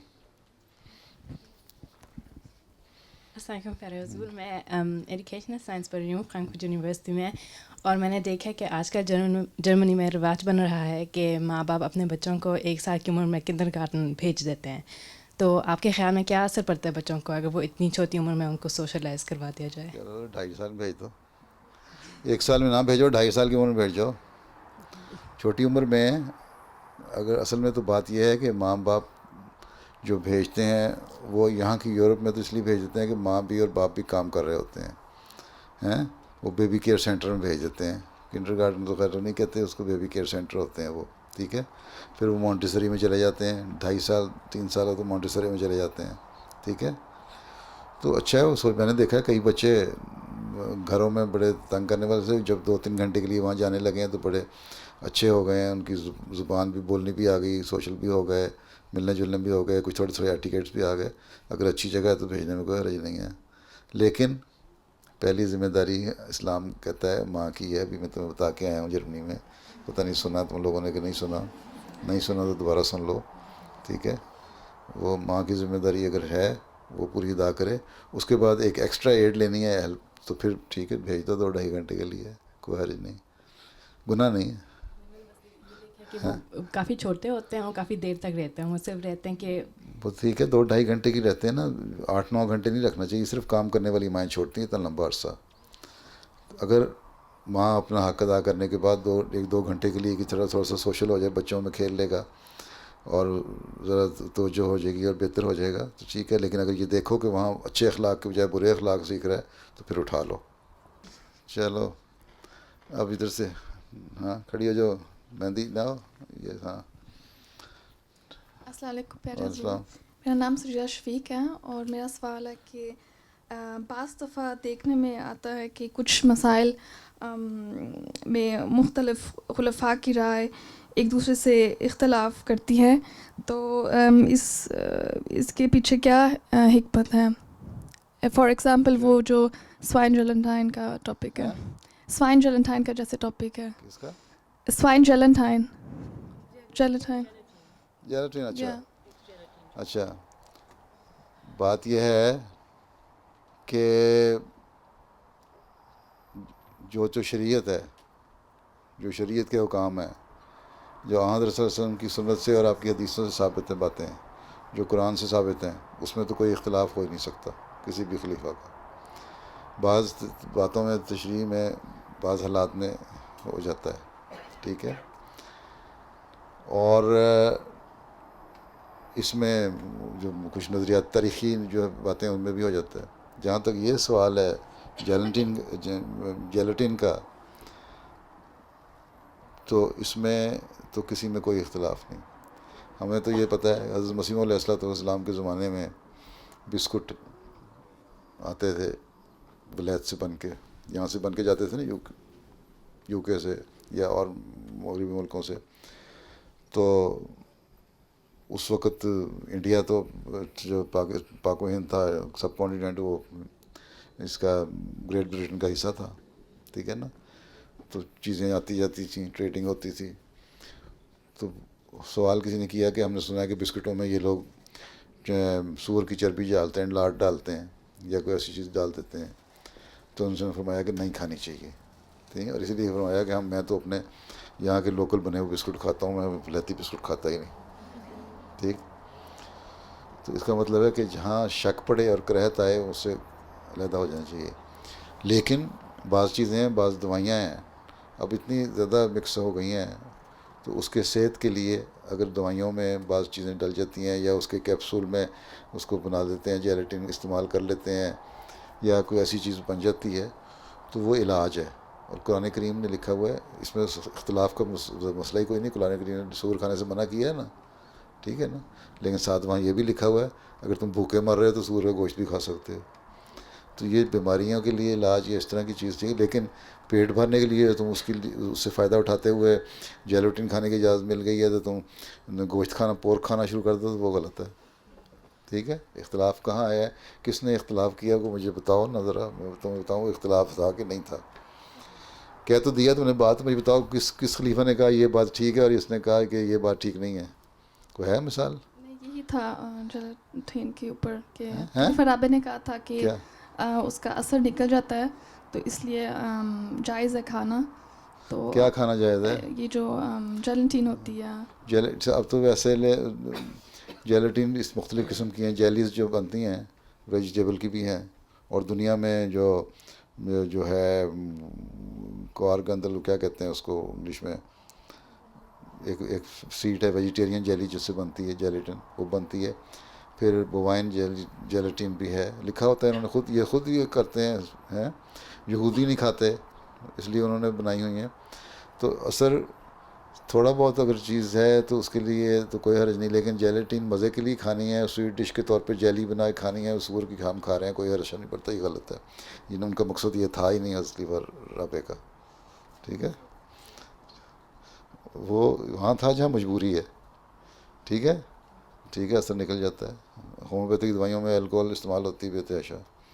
ہماری ایلوپیتھی کی دوائیوں میں کھانسی کے شربت جتنے سیرپ ہیں الکوہول بے شک استعمال ہوتی ہے. پاکستان میں منع ہے نا شراب پینا، تو لڑکے بعض جو ہوتے ہیں نا ذرا چونچلے چل بلے قسم کے جو نشے کرنے ہوتے ہیں، وہ کف سیرپ لے کے نا تو ایک وقت میں 6 شیشیاں پی جاتے تھے اپنا نشہ پورا کرنے کے لیے.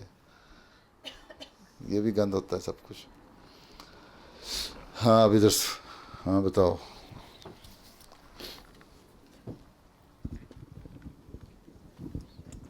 السلام علیکم پیارے حضور، میرا نام عبدالباسط میر ہے، میں حلقہ ہزم سے ہوں. میرا سوال یہ تھا کہ میر ہو؟ جی. کشمیر کی ہو؟ جی. اچھا کمال ہو گیا.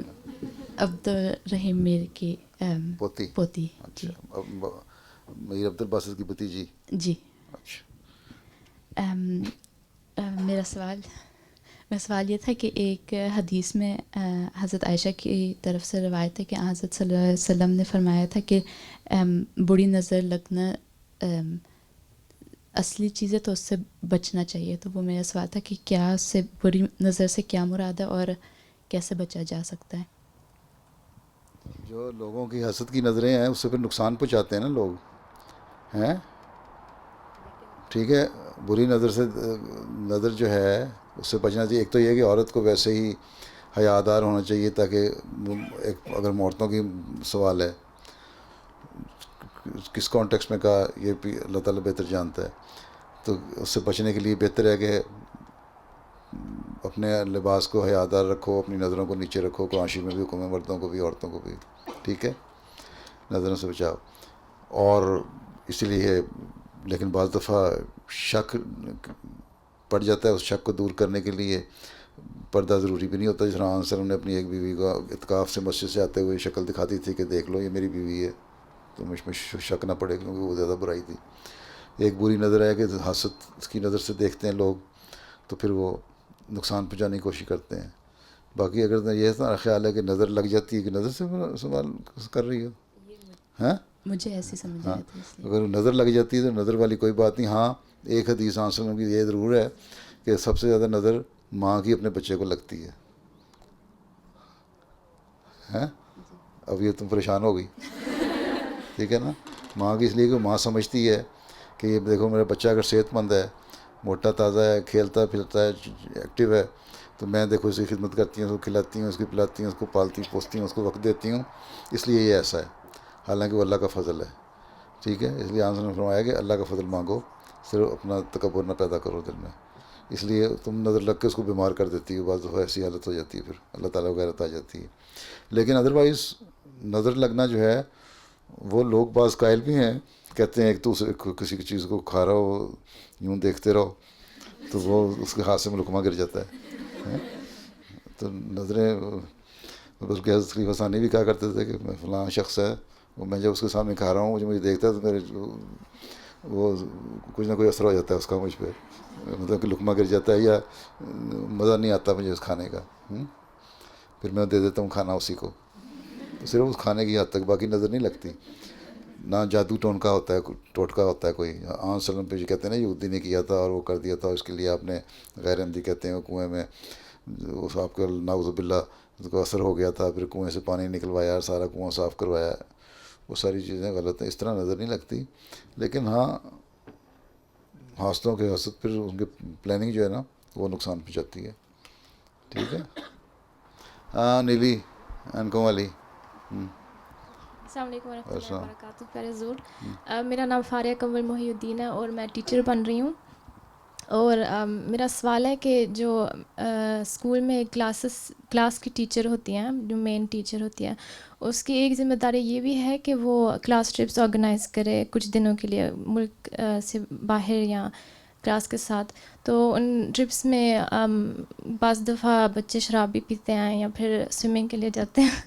تو جب ہم احمدی ٹیچر بنے تو ہم اس سلسلے میں کیا کریں؟ ہم اجازت ہے ٹرپس جانے کی؟ اجازت اگر آپشن ہے تو نہ جاؤ. کہو بھی جو یہاں تو پہلے شرط کر کے جاؤ گے نہ شراب پیو گے نہ غلط کاموں کرو گے, ٹھیک ہے, تو پھر تو ٹھیک ہے. ادروائز لڑکیوں کو تو بہرحال میں پسند نہیں کرتا کہ اسکول کی بچیاں جو ہیں چھوٹی وہ ٹرپ میں چلی جائیں. ہمارے یہاں بھی ہیں لوگ, بلکہ مسلمانوں کے علاوہ بھی.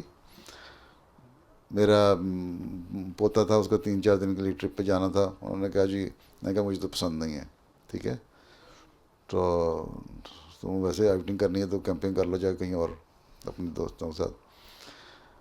تو اس کا ہندو ایک فیملی ہے, اس کے ساتھ ہی پڑھتے ہیں بچے. وہ ایک سال پہلے گیا تھا, اس نے بھی کہہ دیا میں نے نہیں جانا. ٹیچر نے پوچھا کیوں؟ کہتا پچھلے سال جو میں دیکھ چکا ہوں نا, تو وہ ایسا برا تھا حال میرے ساتھ کیا, اور ٹیچروں نے بھی کوئی کیئر نہیں کی اور بچوں نے بھی تنگ کیا, اس لیے میں جاتا. پھر بڑی عمر کے بعض لڑکیوں نے مجھے بتایا, لڑکوں نے بھی, کہ ہم گئے اور وہاں جا کے جو ادھم بچا اور جو گند بلا ہوتا ہے وہ اتنا زیادہ تھا کہ ہماری توبہ آئندہ ہم نہیں جاتے. تو جہاں ماحول کی پاکیزگی ہے وہاں تو ضرور جاؤ, نہیں تو پھر ماحول کا اثر ہوتا ہے, اس لیے اس کو اوائڈ کرنا چاہیے. ہم ٹیچر میں سے کلاس ٹیچر بنے تو ہمیں ٹیچر بنے تو پھر ان کو اس چیز کو روکو. جی, اس کو روکو کہ نہ تم شراب پیو گے, تم ڈسپلن بھی قائم کرنا ہے نا. اس پہ تمہیں کوئی روک نہیں سکتا. کون شراب بھی نہیں پینی, یہ غلط حرکتیں بھی نہیں کرنی, اور لڑکیاں نے علیحدہ رہنا, لڑکوں نے علیحدہ رہنا, ٹھیک ہے. اور اگر کرو گے تمہیں سزا ملے گی. ڈسپلن, کوڈ آف ڈسپلن بناؤ نا پہلے, اس کے مطابق عمل کراؤ, پھر ٹھیک ہے, پھر چلے جاؤ. اور جو 18 سال کی عمر سے بڑے ہیں, جو 18 سال کی عمر کے بچے ہوتے ہیں ان کو تو اجازت ہوتی ہے شراب پینے نا. ان کو کوئی ٹرپ میں جانا ہے تو 4 دن کے لیے توبہ کر کے جاؤ. جی ٹھیک ہے, جی, ہاں جزاک اللہ. ہاں نہیں, اب ادھر تم نے کر لیا تھا نا, چلو. سوال تھا کہ آپ نے ایک کلاس میں فرمایا تھا کہ آپ ان جماعتوں میں جانا پسند کرتے ہیں جو ایکٹیو ہو, اور جو جماعت ایکٹیو نہیں آپ ان میں 5-6 سال نہیں تشریف گئے. اور اب ہم وہ پچھلی بار سندوزہ تو بڑی سی جماعت ہے. ہاں جی, آپ پچھلی بار سندوزہ 12 آئے تھے تو اس کے بعد 5-6 سال ہو گئے. ہاں جی, ویسے میں تعریف کر چکا ہوں. عابد خان صاحب کی ڈائری پڑھو, اس میں لکھی ہوئی تمہاری تعریف.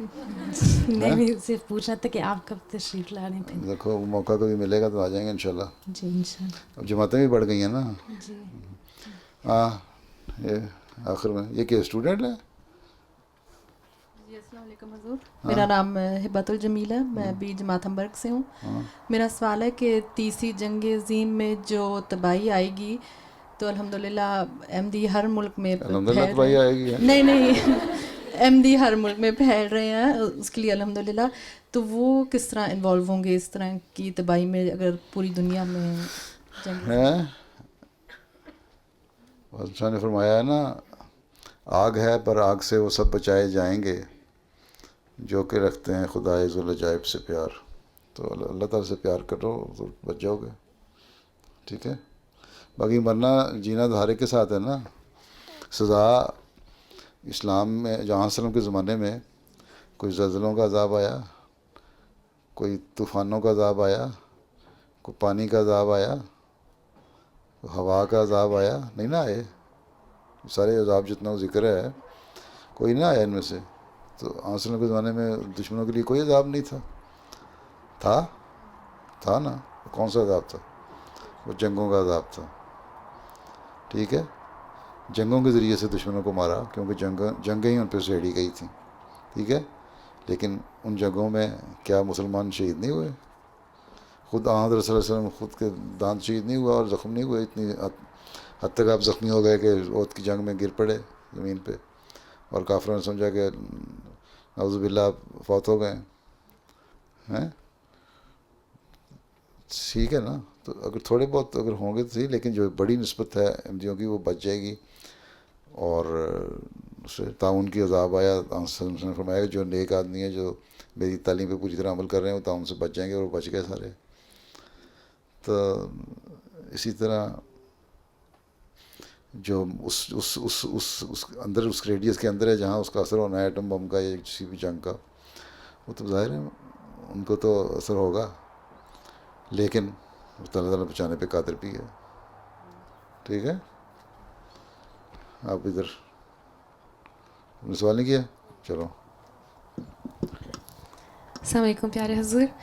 میں کچھ دن پڑھ رہی تھی کتاب میں کہ جب کوئی فوت ہوتا ہے تو اس کے پاس سے جو لوگ ہوتے ہیں اس کو بار بار کہنا چاہیے کہ وہ کلمہ اپنے لیے پڑھے کیونکہ اس کی روح پاس ہوتی ہے. کہ جب کوئی فوت ہو جاتا ہے تو اس کی روح پاس ارد گرد ہی ہوتی ہے. کیا ہوتی ہے؟ اس کی روح پاس ہوتی ہے. پاس ہوتی ہے. تو اسے بار بار خود بھی اس کے ڈیڈ باڈی کے پاس کہنا چاہیے کہ وہ اپنے لیے دعا کرے. تو یہ صحیح ہے؟ اپنے لیے دعا کرے. ڈیڈ باڈی نے کیا دعا کرنے بیچاری نے؟ ہاں اس کے لیے دعا ضرور کرنی چاہیے. بیٹھ جاؤ. اس لیے حضرت نے فرمایا کہ جب انسان مر جاتا ہے بلکہ 40 دن اس کی قبر پہ جا کے بھی تم دعا کرو تاکہ اس کی روح کی تسکین کے سامان ہوتے رہے. اللہ تعالیٰ کا حساب کتاب آسان کرے اور وہ بخشا جائے. ٹھیک ہے.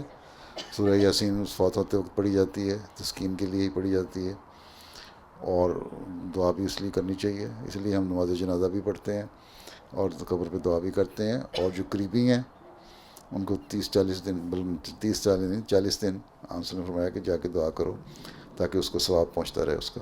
باقی مردے نے کیا جواب دعا کرنی اپنی. ہاں کچھ عرصے کے لیے بعض تجربے جن کے ہوئے ہیں، دنیا داروں نے بھی جو تجربے کیے ہیں کہ ایک انسان مرنے لگا اور ہسپتال میں تھا، جان نکل گئی اور ڈاکٹر سمجھے کہ مر گیا ہے، اور اس کے بعد اس وقت تھوڑی دیر کے بعد دوبارہ وہ اس کا سانس آ گیا. تو انہوں نے اپنے ایکسپیرینس بتائے ہوئے کہ اتنی ہائٹ پہ ہماری روح ہم اپنا باڈی بھی دیکھ رہے تھے اور سارا کچھ دیکھ رہے تھے کیا کچھ ہو رہا ہے ہمارے ساتھ اور کیا ہمارے رشتہ دار کر رہے ہیں.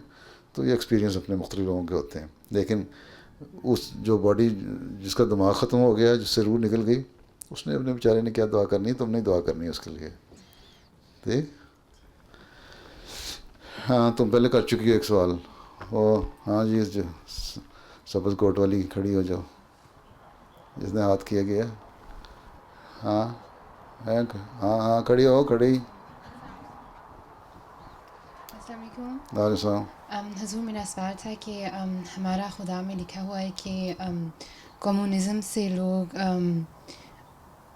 عالمیہ سے دور ہو جاتے ہیں، تو کیپٹلزم میں بھی نہیں ایسے ہوتا کیونکہ پھر بہت زیادہ کمپٹیشن ہو جاتی ہے، اور تو دونوں میں سے دونوں سے دور ہو جاتے ہیں. اس لیے نہ کمیونزم کامیاب ہوگا نہ کیپٹلزم ہوگا. ہیں اس لیے جو اسلام کا نظام نو ہے نا، نیو ورلڈ آرڈر، اگر اردو نہیں پڑھنی آتی تو خلیفۃ المسیح کی کتاب انگلش میں بھی ہے. ہیں اس نظام نو، وہ کتاب پڑھیں. اس میں کیپٹلزم کی برائیاں بھی لکھی ہوئی ہیں اور کمیونزم کی بھی لکھی ہوئی ہیں، اور اس میں بتایا ہوا کہ اسلام کا نظام جو ہے وہی آخر میں کامیاب ہونے والا ہے. کینیڈا میں مجھے کسی نے پوچھا تھا، ایک جرنلسٹ نے، میں نے کہا تم دیکھ چکے ہو کمیونزم کا بھی حال، تم اپنے دیکھ لیا اپنے کیپٹلزم کا بھی حال، دنیا داری کی جتنی ڈیموکریسی تھی اس کو تم نے دیکھ لیا ہے. اگر اور اسلام کا نظام جو تھا وہ پہلے 30 سال تک تو قائم رہا، اس کے بعد بھی بڑا عرصہ قائم رہا 1000 سال تک، لیکن اب تقریباً 1000 سال سے ختم ہے، جس کو تم نے نہیں دیکھا اور تم لوگوں کو پتہ بھی نہیں، تم تاریخ بھی دیکھنا نہیں چاہتے. اب اسلام کی حکومت قائم کرنے دو، یا ہمیں کوئی دو حکومت احمدیوں کو ٹھیکے پہ دے دو کوئی حکومت، تو ہم تمہیں ایک ملک چلا کے دکھاتے ہیں، اس میں بتائیں گے کہ نظام کس طرح چلتا ہے. اور یا نہیں بھی تو اب اسلام کا نظام جو حقیقی اسلام کا نظام ہے وہی کامیاب ہونا ہے. یہ نہیں کہ بگڑا ہوا ہم سمجھیں کہ ہم احمدی ہو گئے ہیں تو ہم بگڑ جائیں اور اپنی مرضیاں کرنے لگیں. ہمارے سے اپنا لجنہ کا نظام یا خدا ملم جگہ کا، یا جس طرح وہ لڑکی شکایت کر رہی ہے اپنی جماعتی نظام، تو ہمارے پہ انصاف سے چلتا نہیں ہے، تو ہم کہیں حکومتیں انصاف سے چلا لیں گے. نہیں، اگر انصاف سے چلائیں گے اسلام کا حقیقی نظام تو یہی حقیقی نظام کامیاب ہونے والا ہے. اللہ تعالیٰ کا فضل بھی اس کے ساتھ ہوگا اور تھیوریٹیکلی بھی یہی کامیاب ہونے والا ہے. ٹھیک. ہاں جی، تو نے نہیں کیا سوال. چلو السلام علیکم پیارے حضور. اگلی دفعہ تم پڑھ جانا. میرا سوال یہ تھا کہ کیا سچ بات ہے کہ جب جو احمدیت ہے وہ پوری دنیا میں پھیل جائے گی اور زیادہ لوگ جماعت میں شامل ہو جائیں گے، تو پھر جو آخری وقت ہوگا اس میں جو احمدی ہیں وہ خود سیدھے راستے سے ہٹنا شروع ہو جائیں گے اور غلط راستے پہ آ جائیں گے؟ ظاہر جو قیامت آنی ہے تو بروں پہ آنی ہے نا، تو ایک وقت آئے گا جب ہٹ جائیں گے، لیکن وہ تھوڑا عرصہ ہوگا. جو آخر ایک زوال بھی شروع ہوتا ہے نا، تو اس وقت جب قیامت آنی ہے تو برائیوں پہ کی پھیلنے کے موقع ہوں گے، تبھی پھر قیامت آئے گی، اللہ تعالیٰ پھر صف لپیٹ لے گا۔ ابھی تمہیں بڑی دور ہے، تمہیں فکر نہ کرو۔ ٹھیک ہے، جزاک اللہ۔ ہاں کھڑی ہو جاؤ۔ السلام علیکم۔ السلام۔ میرا نام عابدہ حریم ظفر ہے۔ اچھا پیارے حضور، جرمنی میں ملکی انتخاب ہیں، تو میں حضور سے جاننا چاہتی ہوں کہ دنیا میں امن کو قائم رکھنے کے لیے 15 ستمبر کو نہیں ہونے تھے انتخاب؟ منڈے کو ہے نہیں؟ ہاں جی، ہونے ہیں منڈے کو۔ اچھا، دنیا میں امن کو قائم رکھنے کے لیے حضور کے خیال میں جرمنی کا کتنا رول ہے، اور ہماری جو وزیر اعظم، ہر بڑے ملک کا رول ہے، جرمنی کا بھی رول ہے، اور تمہاری یہ جو چانسلر ہے یہ بھی بڑی اچھی ہے، مرکل، اور یہ جو دوسری پارٹی کا شولز، کیا نام ہے اس کا، ہاں وہ بھی بڑا اچھا، مجھے وہ بھی ملا ہوا ہے، وہ بھی بڑا شریف آدمی لگتا ہے۔ تو اللہ کرے جو ان میں سے اللہ کی نظر میں بہتر ہو، ملک کے لیے بھی اور دنیا کے لیے بھی، وہ جیت جائے۔ ٹھیک، ہم تو یہی، باقی تمہاری آزاد ہو، سیاست ہے، تم لوگ آزاد ہو، جس کو تم چاہتے ہو پسند کرتے ہو ووٹ دو، ہیں، میں تمہیں نہیں کہہ سکتا کس کو ووٹ دو۔ یہ نہیں پوچھنا تھا، جزاک اللہ۔ ہاں چلو بتا دو۔ السلام علیکم پیارے حضور، میں ڈینٹسٹری اسٹوڈنٹ ہوں اور میں شادی شدہ بھی ہوں، اور میں نے آپ سے پوچھنا تھا کہ ہماری ڈیلی روٹین میں شادی شدہ ہو؟ جی شادی شدہ ہو؟ ہاں جی۔ اچھا ماشاء اللہ، ڈینٹسٹ بھی ہو؟ ڈینٹسٹ بن رہی ہوں۔ اچھا بن رہی ہے، اچھا جی۔ اور میں نے زیادہ میاں شور میں جائے تو دانت نکال سکتی ہو۔ جی۔ اور میں نے آپ سے پوچھنا تھا کہ آپ نے فرمایا تھا کہ ہم کم از کم 1 گھنٹہ دن میں MTA دیکھا کریں، تو ہم کیسے اپنی ڈیلی روٹین میں ایڈجسٹ کر سکتے ہیں جب کہ ہم صبح سے شام تک نہیں دیکھ سکتے؟ ہفتے میں ایک خطبہ ہی میرا غور سے سن لیا کرو، ہیں؟ ٹھیک ہے، ایک تو اصول ہر ایک کے لیے نہیں ہوتا، اپنے اپنے ایڈجسٹ کرنا پڑتا ہے۔ گھنٹہ نہ سی 10 منٹ 15 منٹ کوئی ایسی پروگرام شیڈیول دیکھ لیا نا، کون سا اچھا ہے جو پروگرام پسند ہے اس میں دیکھ لیا، یا کم از کم ہفتے میں خطبہ اس غور سے سن لیا کریں، یا جو میرے پروگرام بعض آتے ہیں فنکشنز کے وہ دیکھ لیا کریں، ٹھیک ہے۔ جو مصروف ہیں، جب مصروفیت کم ہو جائے گی تو پھر دیکھ لینا۔ ابھی تو ڈینٹسٹری پڑھ رہی ہیں، شادی شدہ ہیں، بچے بھی ہیں؟ نہیں، یہی میں نے ابھی سوال کرنا تھا کہ آپ نے جلسے پہ بھی فرمایا تھا کہ بچوں کو ترجیح دینی چاہیے۔ ہاں ٹھیک ہے، جب پڑھائی مکمل کر کے کب ختم ہونی ہے پڑھائی؟ تقریباً 2.5 ایئر میں انشاءاللہ۔ اچھا، پھر بعض لڑکیاں ایسی بھی ہیں جنہوں نے اپنی فیملیاں بنا لیں اور اس کے بعد میں پڑھائی بھی مکمل کرتی رہیں، ٹھیک ہے۔ چلو اللہ تعالیٰ فضل کرے۔ ہاں السلام علیکم حضور، میں نے پوچھنا تھا کہ چھوٹا سا سوال تھا کہ نماز کے متعلق، کہ قضا کے جب ہم بیٹھتے ہیں تو عورتیں جو ہوتی ہیں ان کے لیے بھی لازمی ہوتا ہے جیسے مرد بیٹھتے ہیں قضا میں؟ ظاہر ہے، جو تم بیٹھتے ہو تم تو ایک پاؤں لٹا کے دوسرا کھڑا کر کے کوشش تو یہی کرنی چاہیے۔ اگر موٹاپا اتنا کہ نہیں بیٹھا جاتا تو پھر جس طرح بیٹھا جاتا تو بیٹھ جاؤ، ٹھیک ہے۔ اگر کوئی ٹانگوں میں تکلیف ہے تو پھر اور بات ہے، ٹھیک ہے۔ آنسر نے فرمایا کہ اس طرح بیٹھو اور اس طرح سجدہ کرو کہ یہ انسان میں اور جانور میں فرق نظر آئے، ٹھیک ہے۔ تو جو سنت ہے وہ سنت ہر ایک کے لیے، ٹھیک ہے۔ بعض عورتیں بڑے آرام سے بیٹھ جاتی ہیں، اسی طرح بیٹھتی ہیں، لیکن بعض موٹاپے کی وجہ سے نہیں بیٹھ سکتے، بعض مرد بھی نہیں بیٹھ سکتے، اور یوں گھٹنوں کے بل اس طرح بیٹھے ہوتے ہیں، لگتا ہے کہ آدھے کھڑے ہیں آدھے بیٹھے ہیں۔ اور اپنے امی اور ابو کی طرف سے اللہ وعلیکم السلام، آگے دستو دے دو، کھڑی جو تم کھڑی، کون کھڑی ہوئی تھی لڑکی؟ پیارے حضور، میرا سوال یہ ہے کہ بہت سارے لوگ ایسے ہوتے ہیں کہ جب وہ نماز پڑھنا بھول جاتے ہیں تو کہتے ہیں بعد میں، ہاں آپ کیا فائدہ پڑھنے کو، آپ تو چھوٹ گئی ہے۔ تو یہی پوچھنا تھا کہ جب ان کو سمجھانا ہے تو کیسے سمجھائیں؟ اگر تو سارے دن کی نماز ہے، ٹھیک ہے، اور بھول گئے تو رات کو پڑھیں، چاہے 4 نمازیں پڑھیں 5 پڑھیں، ٹھیک ہے۔ ان سے پوچھو کھانا بھولتے ہیں کبھی نہیں بھولتے۔ اگر تو احساس ہو کہ نماز ایک روحانی غذا ہے تو کبھی نہیں بھولیں گے، اور اگر بھول گئے ہیں تو 5 رات کو پڑھیں ساری، لیکن اگر 2 دن گزر گئے ہیں تو پھر کچھ نہیں کہا سکتا، پھر استغفار ہی ہے، ان کو استغفار کرو، تو اللہ تعالیٰ بخش دے گا اور آئندہ بلائے گا بھی نہیں. ٹھیک ہے. ہاں آخری سوال کرو. 1.25 گھنٹہ ہو گیا تم لوگوں کے درمیان. کتنے گھنٹے کا وقت دیا تھا میں نے؟ 1 گھنٹہ ہے. ابھی اس نماز پڑھانے بھی خدا ملم دے کے جانا ہے. السلام علیکم پیارا حضور. میرا سوال ہے کہ میری ایک سنی سہیلی ہے, وہ کہتی ہے کہ آخری انسان جو جنت میں جائے گا وہ, اور جس کا سب سے اونچا درجات ہوگا, وہ ایک مسلمان انسان ہوگا. تو کیا یہ بات صحیح ہے؟ پتہ نہیں مجھے تو.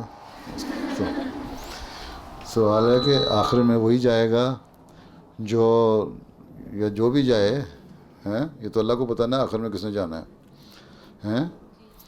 تو جو نیک انسان ہوگا وہی جائے گا. دوسرا یہ ہے کہ حدیث میں تو آیا ہے کہ ایک وقت ایسا آئے گا جب جہنم بھی خالی ہو جائے گی. ٹھیک ہے. اور سارے جنت میں چلے جائیں گے. ٹھیک ہے. اس کا مطلب یہ ہوگا کہ اللہ تعالیٰ نے جتنی سزا کسی کو دینی ہے اس کے گناہوں کی, وہ دینے کے بعد اللہ تعالیٰ ان کو جہنم سے بھی نکال کے بخشتا رہے گا اور جنت میں ڈالتا رہے گا. تو جو آخر میں جائے گا وہ تو جہنم ہی ہوگا, کوئی جہنم میں پڑا ہوا ہوگا جس نے جانا ہے ہیں. ٹھیک ہے. وہ مسلمان ہو جائے گا, اس کو کلمہ پڑھ لے گا, ٹھیک ہے. مرنے کے بعد کا کلمہ ہے اس کا, پھر زندہ رہنے کوئی نہیں. حدیث تو یہ کہتی ہے, قرآن بھی یہ کہتا ہے. ٹھیک ہے. ٹھیک ہے نا. اسے کہنا پھر اس حدیث کا کیا مطلب ہے کہ جو جہنم میں خالی ہو جائے گی تو اس وقت کون ہوگا؟ وہ آخری مسلمان ہوگا جو جہنم میں ڈالا جائے گا, پھر وہ پھر جنت میں ڈالا جائے گا.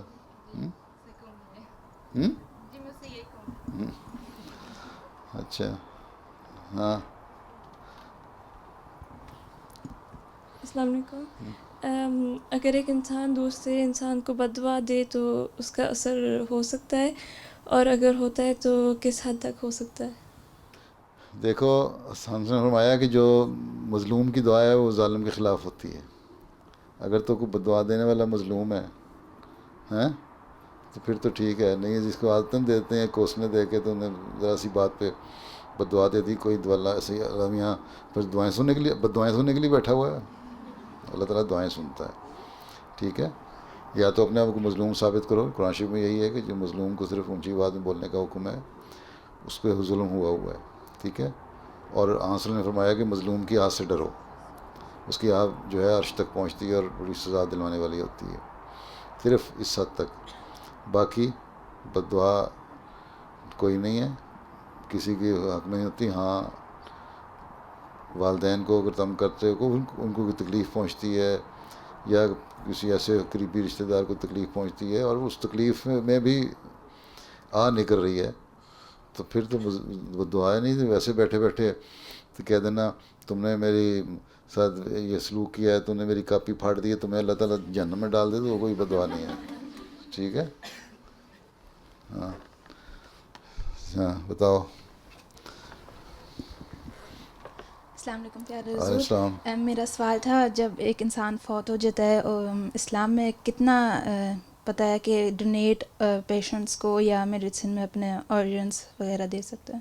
جو آرگن دیے جا سکتے ہیں آسانی سے وہ دے دینے میں کوئی حرج نہیں ہے, لیکن بعض لوگ اپنی باڈی بھی دے دیتے ہیں اپنے ایکسپیریمنٹ کرنے کے لیے. ٹھیک ہے. لیکن عموماً ان کے جو لواحقین ہیں ایسے لوگ مسلمانوں میں تو وہی لوگ جن کے کوئی نہیں ہوتا آگے پیچھے, ان کی تو باڈی چلی جاتی ہے. جن کے لواحقین ہیں پسند نہیں کرتے کہ تمہاری باڈی کو اتنا زیادہ اس کے اوپر کیا جائے کہ وہ میوٹیٹ کر دیا جائے بالکل ہی اس کو ہیں. تو باقی آرگن جتنے دیے جا سکتے ہیں دینے میں کوئی حرج نہیں ہے. ٹھیک ہے. ہاں بڑی سے دیر بعد خیال آیا سو بیٹھی ہے تم. ہاں جلدی سے جلدی.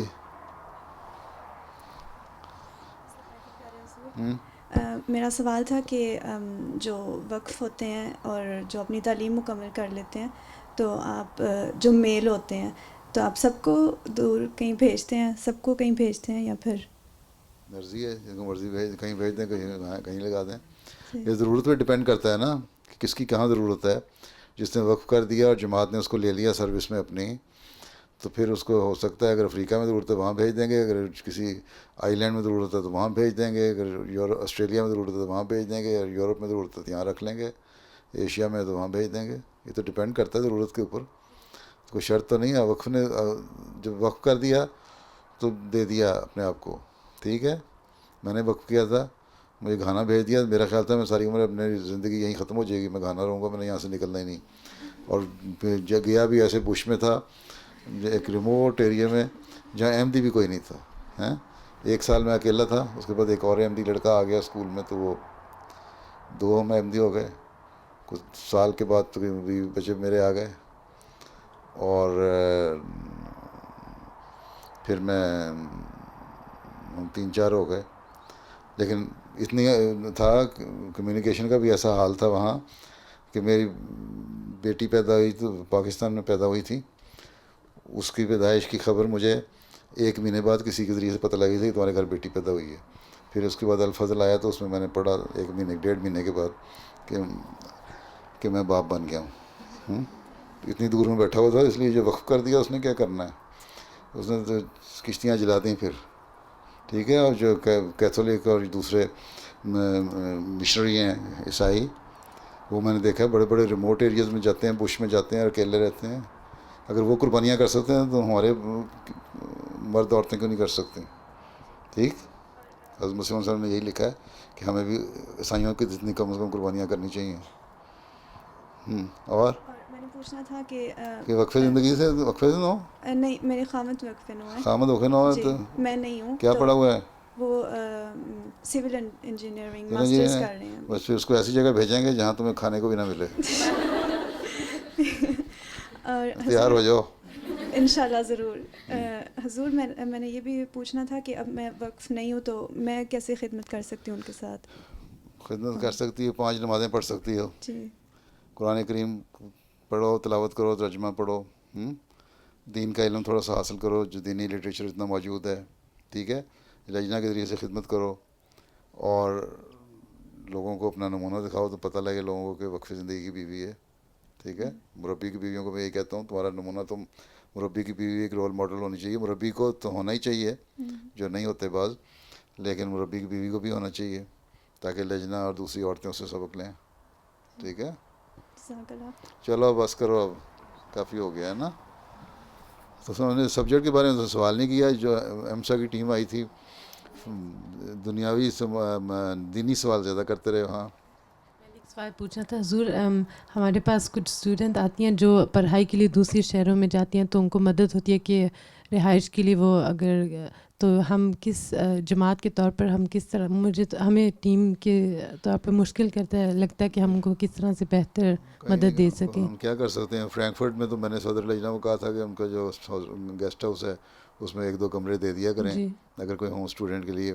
تو ہم تو نہیں کر سکتے. بہرحال ظاہر ہے کہ اپنی ارینجمنٹ ہی کرنی پڑتی ہے. یہاں بھی UK میں بھی ہے تو اور اپنی ارینجمنٹ کرتی ہیں. اسی طرح 2-4 لڑکیاں مل کے اپنے کمرے شیئر کر لیتی ہیں. تو اگر کوئی بہت ہی غریب ہے تو اس جماعتی طور پہ اس کو اسکالرشپ مل سکتا ہے, ادروائز اپنی ارینجمنٹ. حضور نشست صاحب نے ہمیں دعا کے لیے کہا تھا کہ آج پہلا پیس سمپوزیم لرجائی مالا جرمنی کا ہو رہا ہے, تو آپ دعا کی درخواست. اچھا, اللہ تعالیٰ فضل کرے.